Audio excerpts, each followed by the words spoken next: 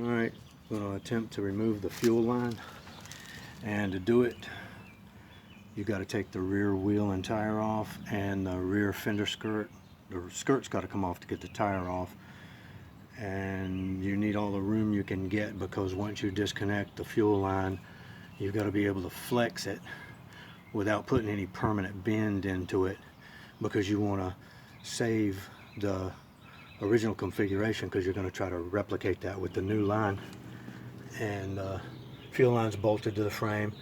It's come out from underneath the car onto the outside of the frame rail and runs along the outer lower frame rail with a total of 7 bolts that hold it in. Front wheel's got to come off as well, for the same reason. You got to have room to flex the fuel line to get it out from under the car. So my fuel tank is out of the car already, and the first bolt that I encounter is as soon as it crosses over the frame rail and comes to the outside of the frame rail. This is the first of 7.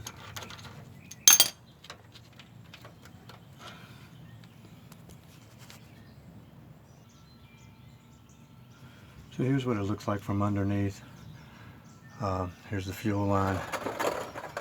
It goes up. There's no connections there. It just goes up and gets on top of the frame rail. It goes forward of the frame rail before it exits to the outside.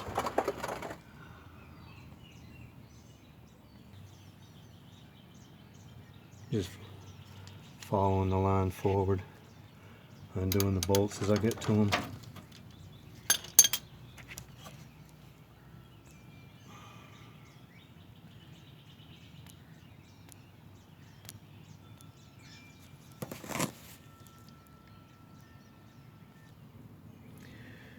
And they're all easy to get to. This one right here is behind the inner fender well, and this camera's giving me a hard time, and I know I'm backlit.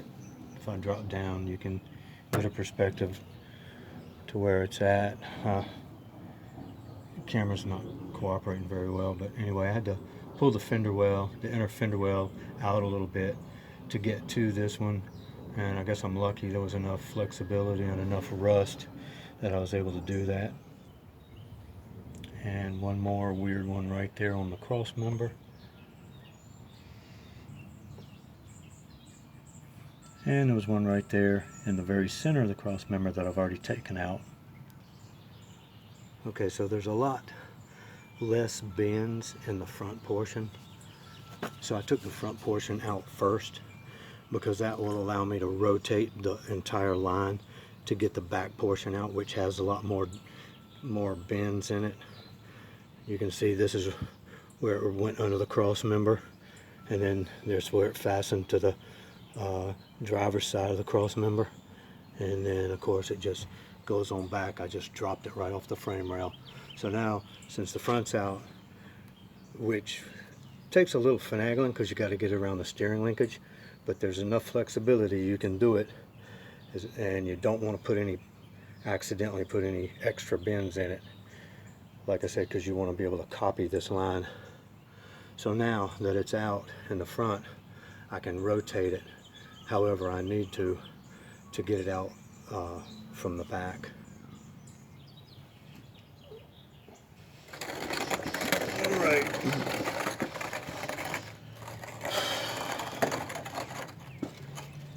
So I don't know how good this is going to video, but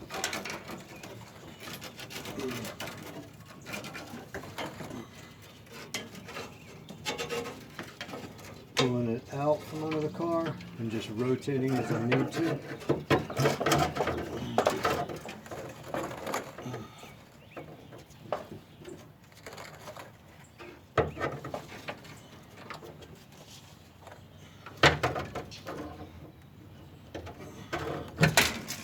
Alright, so that's that. It's out.